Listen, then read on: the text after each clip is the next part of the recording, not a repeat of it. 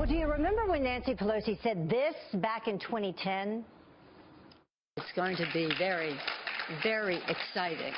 But we have to pass the bill so that you can find out what is in it away from the fog of the controversy. Well, she was ready to pass Obamacare sight unseen, but oh, the irony with a new GOP Obamacare overhaul bill in the works. Pelosi is now demanding to read it before we pass it. So isn't this a clear double standard? Here to debate, Fox News contributor and former GOP candidate for Lieutenant Governor of Virginia, Pete Snyder, and Democratic strategist Janice Fuentes. Thank you so much for joining us this morning. Morning, Heather. Good morning. So before we begin, let's get right to what Pelosi has to say now. That was in 2010. This is now. This is a letter that she wrote to Speaker Ryan. She says in it, the American people and members have a right to know the full impact of this legislation before any vote in committee or by the whole House. So, Pete, completely spinning her reaction at this point. Dictionary definition of double speak and double talk and double standard in Washington. That's Nancy Pelosi. I mean, this is a woman who couldn't wait to ramrod through, and they actually, in the Senate, they changed the rules to ramrod through Obamacare to do so without a vote from the other party. And now she's going to be kicking and screaming and doing everything to make sure that that horrible bill stays into law. This is the worst kind of double standard. And Janice, what do you think? I think that it is all wrong. I think that her comments have been taken out of context for years, and they ring out true now more than ever. I know Pete's laughing over there, but he knows how Congress works. And what she meant is true. The ACA took a long time to come together, and even President Trump is realizing, who knew it could be this complicated, right? You know, Pete, more than anyone, you run for public office. Things take time to come together. It goes through Congress, it passes this chamber, it goes through conference, and you don't know until that point what really is in the bill. This is why people want to drain this swamp. No, you know but what's Janice, interesting? But that Janice, the president, she said 7 years ago that you had to read it first, and now she's saying that, well, she said 7 years ago you don't have to read it first, and now she's saying that, wait a minute, what you're saying, wait a minute, let's take some time and read it first. Okay. Let's all be truthful, a little truthful about the truth here. She did not say you don't have to read it first. She said we have to read it to find out what's in it at last. Which is just as bad. You know, no. You know the process, Pete. Let's not be disingenuous like a lot of people are being these days about the process in Congress. You know what she meant. It's really not the best.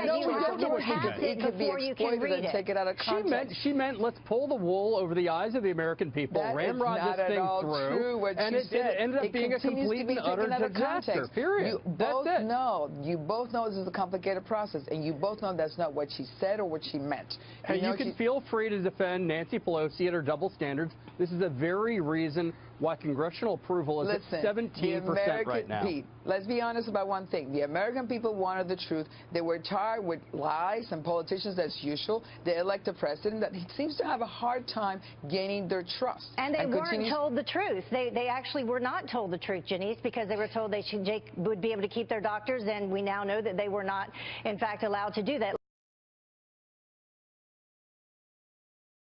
Let's move on to some more double speak that's happening right now.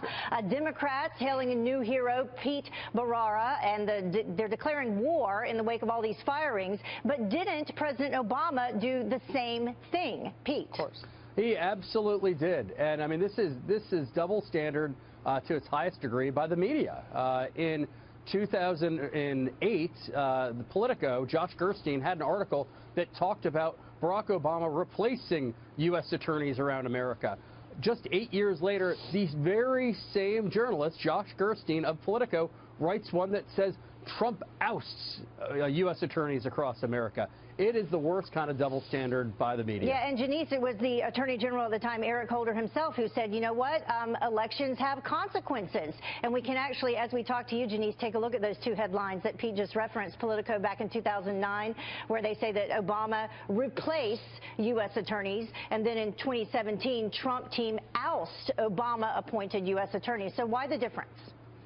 You know what? I didn't write those headlines. Truth is that every president, you're both right, has the right to replace a team with anyone they want. Of course, it's a prerogative of any elected official, especially the President of the United States. We don't have a problem agreeing with that. I think the issue is with the protocols. I think we don't know when we're done in that November conversation that the Attorney General says that he was told he could stay and then he was fired.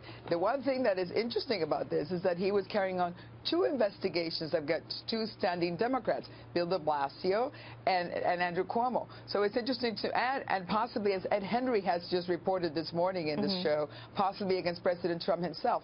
So I think that what brings these issues together is, again, our president, if he's watching, he's running a deficit on truth. It's important to for the public to trust him and to understand what he's saying. Final word, very quickly, Pete, final word. Excuse me. The number. Well, look, this is standard form for presidents. I think the Manhattan U.S. Attorney, his name should be Preen Bharara, because he just loves milking the headlines on this kind of stuff. It's garbage. Well, and allegedly the president tried to call November him 8th. as well the day before that this happened. All right, thank you both for joining us, Pete, Janice. We appreciate it. Have a great day. Thank you.